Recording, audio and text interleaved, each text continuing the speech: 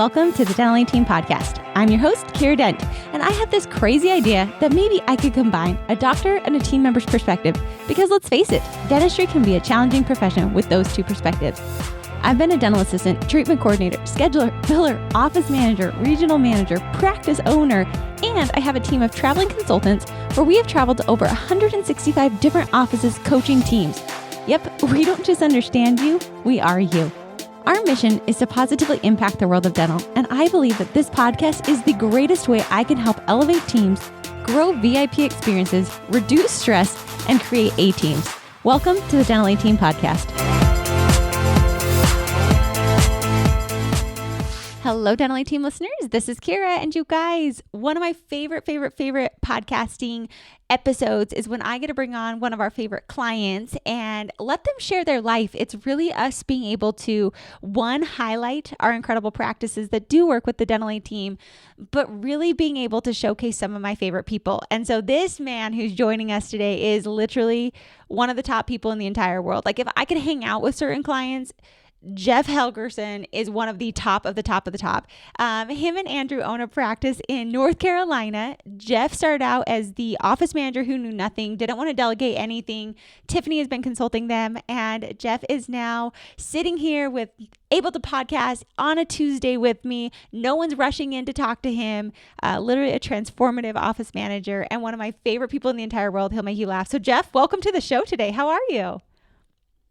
Thank you so much. I'm doing really well. Thank you for that intro. I would totally hang with you all the time.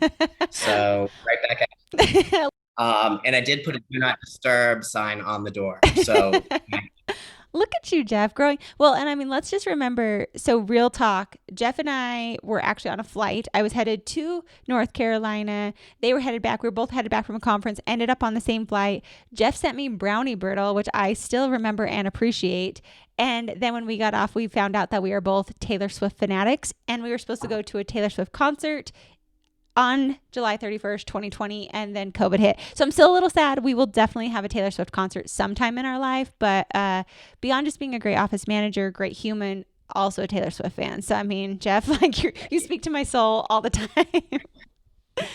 But Jeff, kind of tell us, I do want you to share at the very beginning, and then guys, we're going to get juicy on this podcast, and we're going to be talking about expansions, dropping Delta Dental, so hang in there. I just want Jeff, kind of tell us your transformative story of being that, I don't want to say uptight office manager, but I do remember seeing you in person, and you were always like eyeballs wigging out, like, I don't know what to do, and I feel like your hair was on fire, to now you're this calm, collected, amazing culture of your practice. Like, what would you say were some of those pieces, if you were talking to Jeff, office manager, a few years ago, that really helped just change you into who you are today?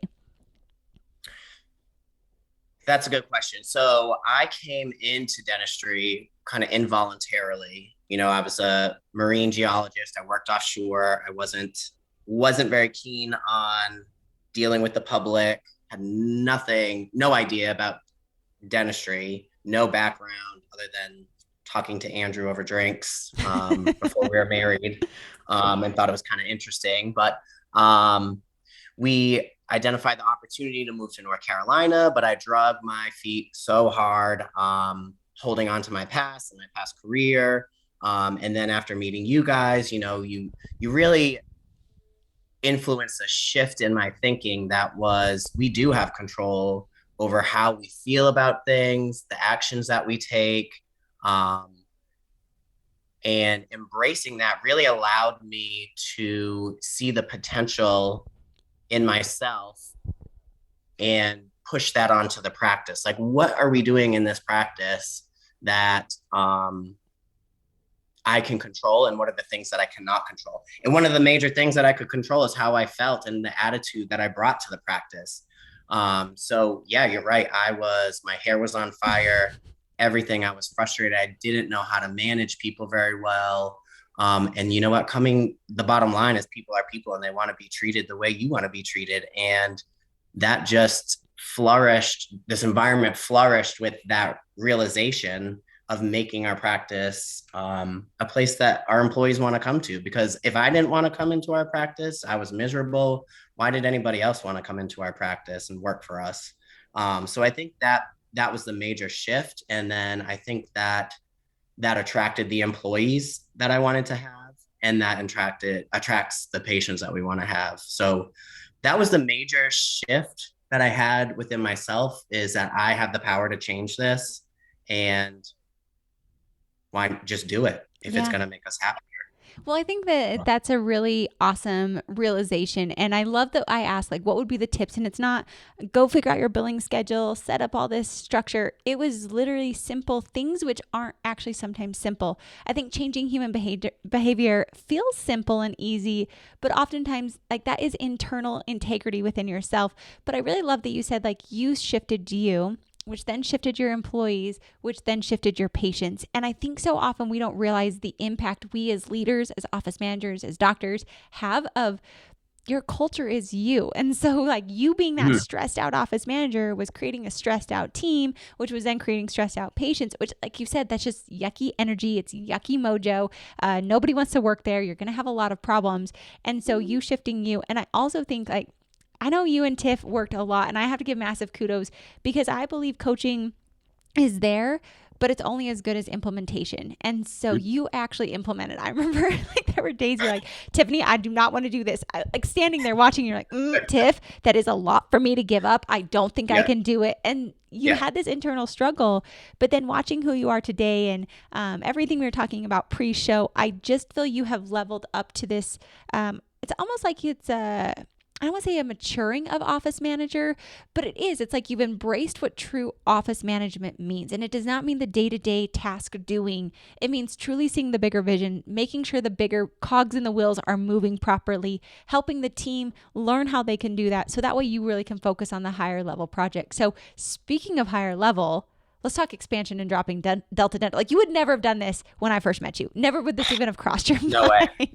And actually, if I could add to that, what we were just talking about is, I think, I'm not sure if this is the right term, but I really surrendering my own ego, I think, was a huge catalyst for that reaction. Because coming in uneducated in dentistry as an office manager, pretending to have all the answers, really just being authentic, like that realization of like, I don't have all the answers.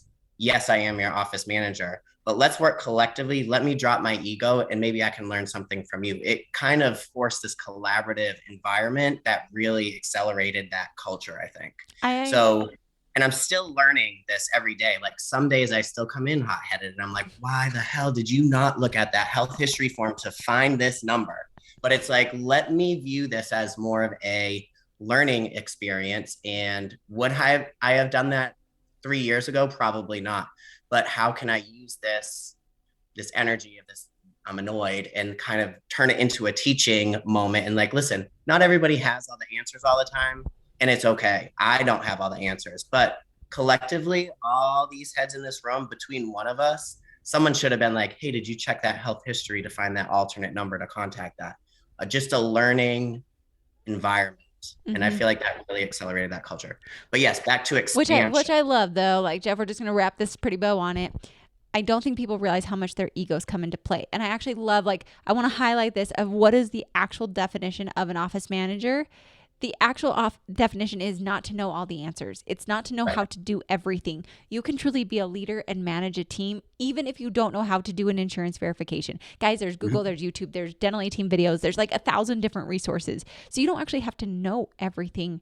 You just have to be able to see the bigger picture and figure out how to truly manage, oversee, direct, guide, learn.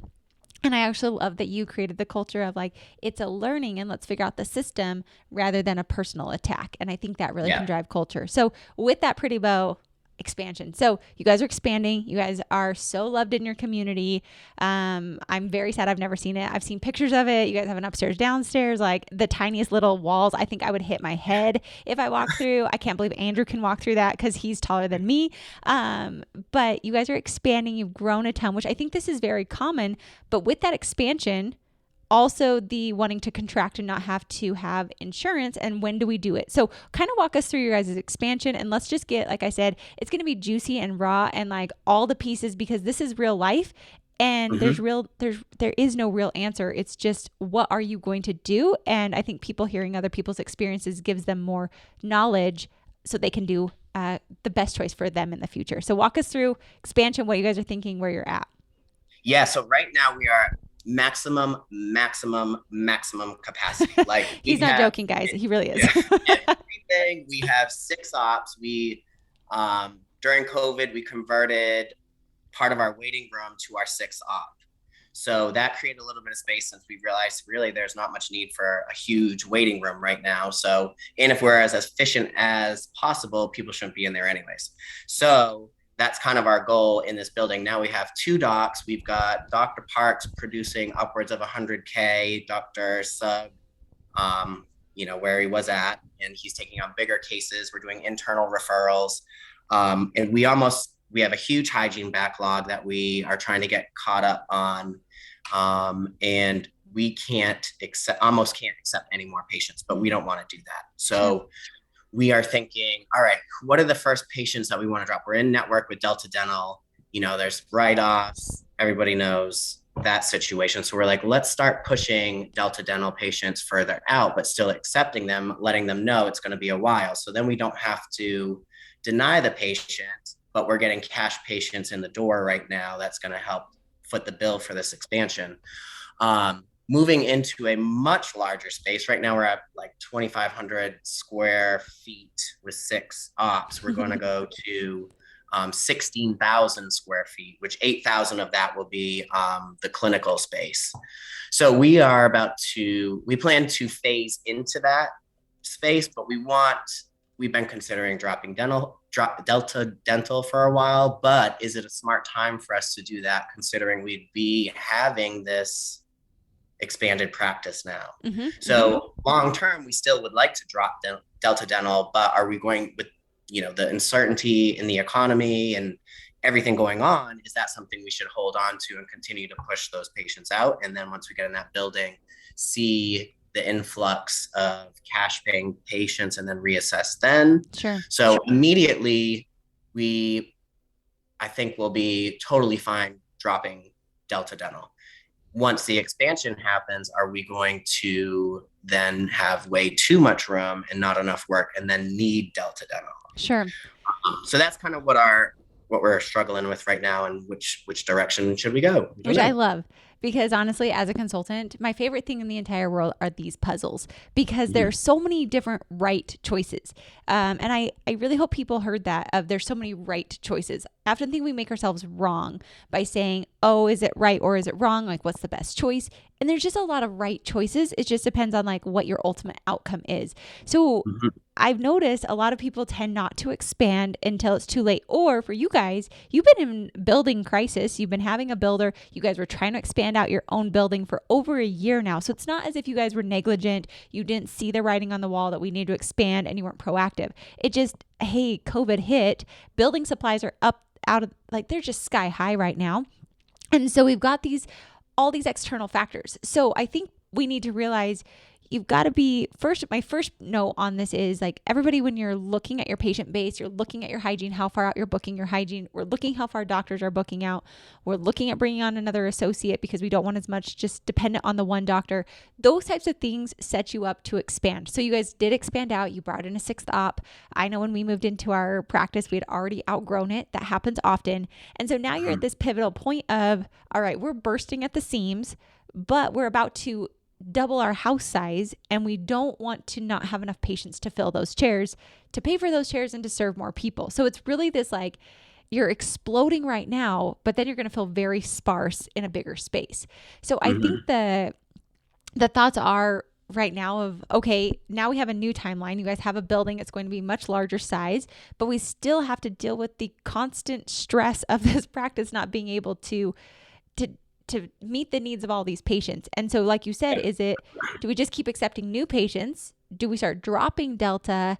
And what is it? And I think it can go either way. Like when I listen to this, and there's probably 1,000 other roads, but my first initial thoughts are, which I'm sure you're on the same page. One is we could actually start filtering our new patients and only accepting cash paying new patients, which I'm sure you guys are already doing. So just so people know, when you're in this like squeeze before you move into the next space, you can actually start limiting them to the patients who are only cash paying patients. Easy filtering process. You can find out. No, we're not trying to be I don't want to say like we're discriminating or not accepting all patients, but the reality is we are going to accept certain new patients, and that's okay. So that's one option, is just doing a good screening process to see where we'd schedule those patients. The next thing, like you said, is let's look to see, do we want to drop Delta? And when people are dropping insurances, I always recommend you need to look to see how many patients are on Delta. And then like beyond that, what are our ultimate goals when we do expand? Because Jeff, like we could be doing more higher end surgery cases. We might not want just a mass feeding of lots and lots of patients. We might want higher procedures. And so that's where I think if we're going to drop Delta, well, one, most practices who do drop Delta actually end up being okay. They've got a membership plan in place. A lot of patients still come, because at the end of the day, guys, I think people get so worried when they drop insurance, but I want to put it like really into black and white terms. People are coming to you for $1,000. Like Delta, really $1,000 to $2,000 max. Like we have to remember, and that's not a low amount of money. I'm not trying to be derogatory in that term, but like when we really look at the end all be all, we're talking about $1,000. I know a lot of patients would pay a lot more than $1,000 for an amazing experience, especially when it comes to my teeth. And so those are the patients we want to keep. We don't want the people who are just like come and go and whatnot. But I think those are a lot of the pieces. So Jeff, when you think about this expansion and like, do we drop Delta? Do we not drop Delta? Like, what is your guys' goal? Is it to have just like a lot of drill and fill? Is it to do more higher end procedures? Like, what is it? Because I think that, like you said, that ultimately can decide which one's the right choice for you guys. Hello, Dental Team listeners. What would it take for you guys to just completely and utterly change your practice? Like truly, if you think about it, because for me, I know oftentimes it's just having somebody right by my side, pushing me along, holding me accountable, having somebody to spin ideas off of. And honestly, that's all it takes most of the time for us to go from good to great. Usually it's taking the knowledge that we learn and actually executing it. That's why I would love to invite you to join our Platinum Virtual, where we do a coaching call, a Zoom team training. We invite you to our community, and we just really dive deep with you. We're that partner right by you to help you go from good to great. So if you're wanting to join, take your practice to the next level, and you know it's time for you to implement, execute, and go to that next level, email us hello@thedentalyteam.com, and I would be so excited to welcome you as our newest Platinum Virtual member. Can't wait to see you there. Yeah, so our goal is to do a lot more higher end procedures and just be like, I think you hit the nail on the head when you said like people are coming there for $1,000. I'm hoping that people are coming to us for us and like our true authentic practice and our customer service and what we give to them. I'm hoping they're not choosing us because of Delta Dental. Right. And so in the perfect world, that's how it is. And that's like, that's my little magic ball of like, everybody's going to come to us. No, it's not going to be everybody, but it's kind of, we have to realize like the people that aren't going to come to us, we probably don't want them anyways. Right. So yeah, the end goal is people to choose us because of who we are and how we treat them and how they feel in our space. And so hopefully insurance won't matter. I know right now it's probably about 30% of our income is Delta Dental, but, yeah, I don't know, but we're just, I guess the big fear is, what if something does happen in the economy and then we need those Delta Dental patients, that influx, with especially taking on a much larger business, it's going to be a much larger building. So, our renewal is up this Thursday. So maybe there's some talk about negotiations. Are there renegotiations? I've never done that, so I don't really know how to start that process of renegotiating with Delta Dental. So maybe that's a middle ground option that we could, as a little security moving over to the new building and then eventually drop them. For sure. Well, and I think I would ask the question of, so let's look at timelines. When is your next practice estimated to be done? I know you guys were thinking you'd expand a year ago. So now what's kind of our estimated timeline on this new build? We are crossing all our fingers for the end of the year to be moving in. Okay. So we're looking, and guys, I think like Jeff, thank you for being on the podcast and sharing this so authentically, because there's so many pieces in this. And this is why Jeff and I wanted to podcast on this, because I think this is real life. These are all the things like, this is real life office management. These are real life questions that offices are asking all the time. I just don't think that people really like to dig into it and to ask these questions. I heard a really great quote, and they said, the smartest people aren't the smartest people. The smartest people just ask better questions. And so as we ask these better questions, we can get smarter with it. So when we look at, we've got 6 months basically, hopefully, before we'd be in the next one. So right now you guys are at a pivotal point of, okay, do we have a 6-month squeeze where we just like manage the bleeding until then? That's okay. We can push hygiene patients out maybe 7 months, 8 months. We get it. Treatment, we're just going to have to save blocks, and we're just going to have to push that treatment out, as unideal as that is. But the reality is hopefully 6 months, and then all of our problems hopefully go away with this one. I mean, there will be new ones, but this main reason for expanding will be gone. Also 6 months, because once you drop Delta, usually you cannot rejoin for 2 years. So it is a 2-year choice, typically. So check and see. They're changing all rules right now on everything they're doing.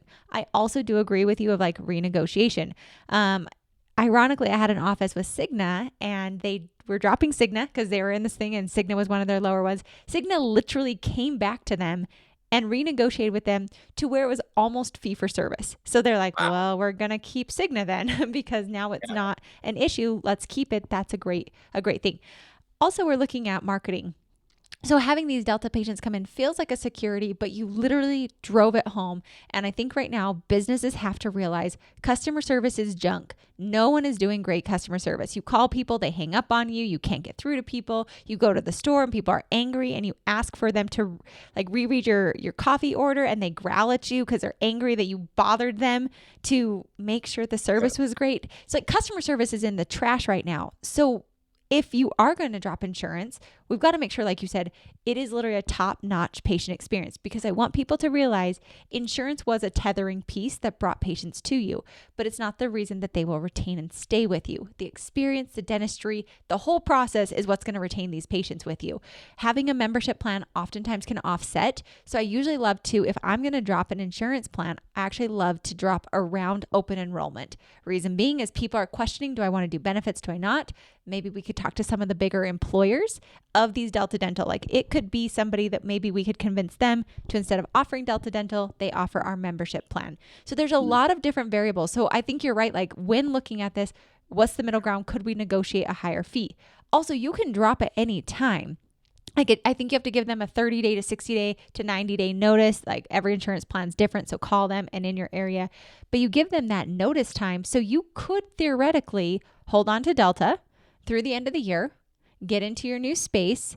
We figure out, can we negotiate right now? Because otherwise we might want to drop them.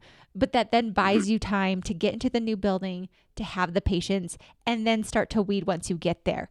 Or you say, hey, nope, we're going to cut and we're going to just move everybody to membership plans. And we're okay with that, because what we're going to do is if we need more new patients, we know we can either ramp up our marketing, because we probably have not done much marketing. We also can go and be more involved in the community, and we're going to do the best customer service, and we're going to start to have referrals. Is that a slower growth process? Yes.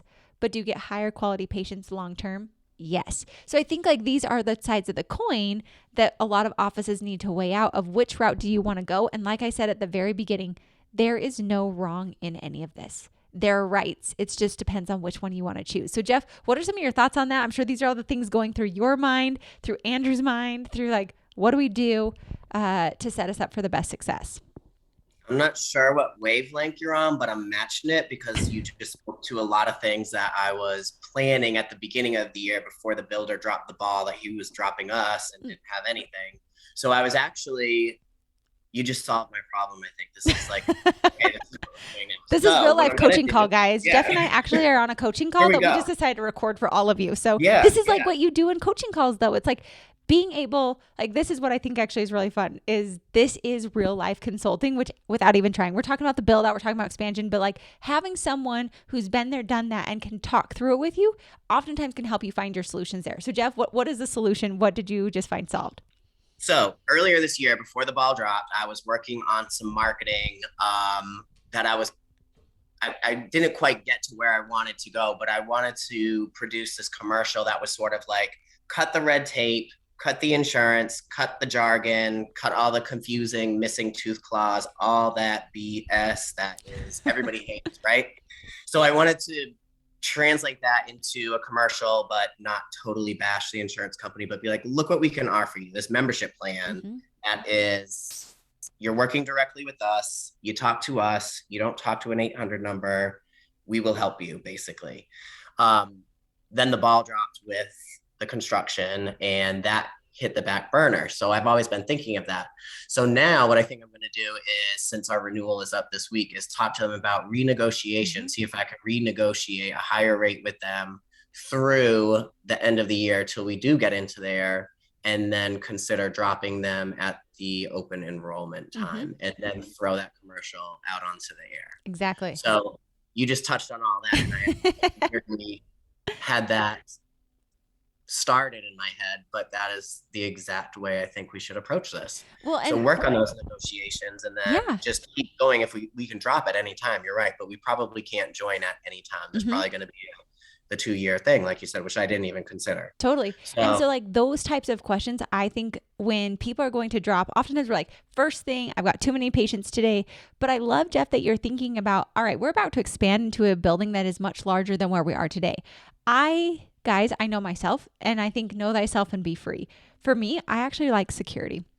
So we've kind of been talking about maybe moving, and I'm like, Jace, you got to have a job. And he's like, Kiera, your business is great. And I'm like, yeah, but what if it goes down? Like, you at least have a secure job. So like, get your freaking job before we even think about this. Like, I just know I'm a high risk taker if I've got security. So knowing myself, I probably wouldn't be dropping Delta because I would want to have that patient flow going into a building that's double size. I would want to just have that kind of security blanket for me because I know that that's something that's worked in the past. Other people are like, Kiera, are you freaking kidding me? I'm sick of these reimbursements. They're junk anyway. If I only had one patient for every 5 Delta patients, I'm fine. So actually, if 30% is coming from that, I only need to replace 10% of that patient base to make up for it. I would run those numbers because again, that could actually give you that freedom of like, ooh, that's actually only like 30 new patients a month that I'm bringing in rather than needing 90 new patients of Delta patients. So like figuring out the fee and the value of patients really can also help you with that. But I love, I don't care. Guys, I don't know if you realize insurance companies are a little snooty and they actually will call your patients when you drop them and say, oh, hey, by the way, did you know there's a practice down the street that's accepting Delta? Like ruthless. Guess what? We can play equally in a nicer way. You can quote unquote poach Delta patients or insurance patients and convert them to membership patients. So with this whole commercial idea, with the pamphlets, with the experience, I used to do it all the time, especially when there's a pain point. So all these Delta patients, what you could start doing now is if you know you're going to drop Delta eventually, why don't we start getting some of these patients tethered to our practice and off of Delta before we drop? Meaning you can't double dip, but what you can start doing is when they're maxed, when they have that dang missing tooth clause, all like you said, the red tape, the garbage, the stuff people hate, that's when you insert, voila, here's our membership plan. And look at this solution. Drop it in open enrollment. Take this. We're going to do this now. We're going to stop billing your insurance because that's things they can do. They need to sign a thing. But the reality is these are the solutions that I think oftentimes people don't think of. So I love that you're like, all right, we have to expand. We want to serve more in our community. Do we drop? Do we keep? And like I said, I think know thyself and be free. So open enrollment time, guys, you want to hit these people before November. So you got to be pushing marketing material out July, August, September. Like you need to pre-prime this pump that then is going to go full for. And also if you can find out the employers, if there's any small businesses, Dental A Team is a small business. I do not offer dental insurance. I am a prime target person. You come to me and say, Kiera, pay us $500 a year and we can have all your employees. I would do it in a second. Like in a second, just come offer me something that's remotely reasonable because I don't offer that. And right now, if people aren't realizing, employers need to have a better package for their employees to get great employees now. So we're looking for all these easy add-ons as small businesses that maybe I wasn't looking at 2 or 3 years ago when hiring was easier. So many little pieces, Jeff. So I'm glad we were able to clear it up for you. And I'm glad you shared authentically because you've done so many things already up to this point. But I would ask the question of like, my last question for you as we wrap this up is, when did you know and like, how did you know you guys needed to expand? Like, what were some of the indicators you guys saw? Because I think people oftentimes wait too long before they want to expand.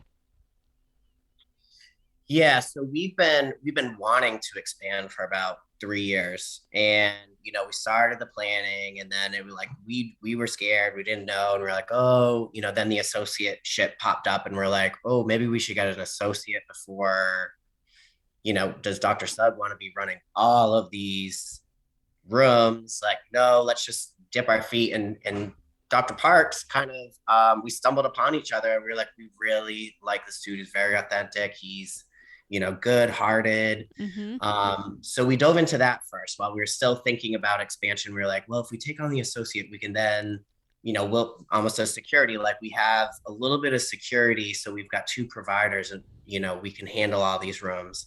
And then we started to notice, some inefficiencies, and customer service was starting to just slip a little bit. And I felt like I was really driving, like, the energy was like in and out, in and out, in and out. And it was, why were we doing that? Because we didn't have the space to kind of accommodate people. So we got a little bit more efficient, and we had to refocus. Like, this is about customer service now. Like, we can't really rush these patients. So we've got to kind of tone down our workload in a day so that they feel like their time is valued inside the practice. Production didn't take any hit. So it wasn't like any type of production issue. It was more about customer service and like, how is a patient feeling when they come into our room? Is there 17 people in the waiting room because we've kind of overbooked our patients? It was, I can't really put my finger down on that one thing, but it was customer service based. It was a feeling in the office, like of rushing almost. And maybe somebody, if I feel like I'm rushing a patient around the room just to get them in the room, to get the doctor to them, to get them out, something is probably not feeling right to them, and they're not feeling like their time is valued. So I think customer service and the vibe in the office was just tense and like packed in, and people running around like crazy, Mm-hmm. which I kind of thrive in that environment, so I don't mind it, but not everybody does. Sure. And so we needed to bring on more help, Mm-hmm. and we had no space to bring in that additional help. Yeah. So I guess it was physical capacity, the vibe Mm-hmm. that patients might be getting, and just customer service overall. So in order to keep that customer service where we want it, we need more space and we need more help. Sure. I love So it. I love it so much. And I love that you also talked about before you expanded, you looked at the inefficiencies because so many people think like we're maxed out, we're stressed out. And I remember I went to one office there in Kentucky and I walked in and I said, guys, how can I help you? What's the number one thing you want me to solve for you? And they said, we need more space and we're building another building, but like we can't take on any more patients and we're stressed out of our minds. And within 10 minutes of being there, I found 2 spots to add 2 more operatories. And I oftentimes think sometimes like get outside of your space. Like you looked for those inefficiencies. How could we do it? You guys turned part of your waiting room into an operatory. I don't think many people think like that. So really you guys used every nook and cranny, every possible way before you decided to expand. But then also realizing we're at capacity. We've got another doctor. I do think another doctor is always smart in a solo practice because like you said, if anything happens, I always tell Dennis, I'm like, when you cross that street, put the hands up in the air. So in case you get hit by a car, like your hands are still good. Like just hands up all the time. Like one little thing can really cause your business to go down very easily. So really having that insurance policy. yeah, So I love that you shared those items. And I think like if we could put a nice pretty bow on this, guys, like Jeff, I love that you talked about you had to let go of your ego to be a better manager and to truly manage. Then you guys saw the vibe and the customer experience. And I think that the piece I'm taking away from this is when you have the filter of customer experience first, rather than business, rather than profitability, everything else follows suit. But having that true filter of customer experience and what are they experiencing and how do we want them to feel, that guides everything so beautifully. So, Jeff, you're just an amazing, amazing person. We talked about so many things on expansion and dropping. And so, guys, listen to it. And if we can help you in any way, like we've helped Jeff and his team, email us hello@thedentaleteam.com. But, Jeff, it was a ton of fun today. So thanks. And I'm excited to see what shakes out. Like, do you drop Delta? Do you not? We might have to do a follow-up podcast to find out what you ended up doing and how it played out. So stay tuned, guys. Awesome. All right, guys. Well, as yeah. always, Thank you so much for having me. fun. Yes, it was so fun, Jeff. Anytime. All right, guys, if you're ever in North Carolina, or go check out Jeff, tell people if they want to connect with you, or I personally think you guys have some of the best, most creative things. So like if they want to like check out your Instagram or check out your website, how can they kind of just see what Jeff has created in the practice with Andrew? So yeah, greenparkdentistry.com. We're a little bit lagging on our Instagram and Facebook, but we're kind of working on some, in the background, some brand development with some, consistencies in our messages. So I won't direct you to our Instagram just yet, but you can go to our, therapy dog, Oliver _ French BD. He is probably the most active, in the practice with his Instagram. It's the cutest thing, guys. It is so cute. Yeah. Like these are the things they do differently. And I love something else that Tiff took a picture of. You guys have like a review thing right out the window of your patient operatory. So it's like there are review things all over your practice. You guys give out the coolest swag to your patients. You've got Oliver. So just a lot of fun things that I think you do differently. So offices who are wanting to stand out, go check them out, guys. They're one of my favorite practices. And Jeff, thank you today. It was a ton of fun. So thanks again. Thanks. All right, guys, as always, thank you for listening, and I'll catch you next time on the Dental 18 Podcast. And that wraps it up for another episode of the Dental 18 Podcast. Thank you so much for listening, and we'll talk to you next time.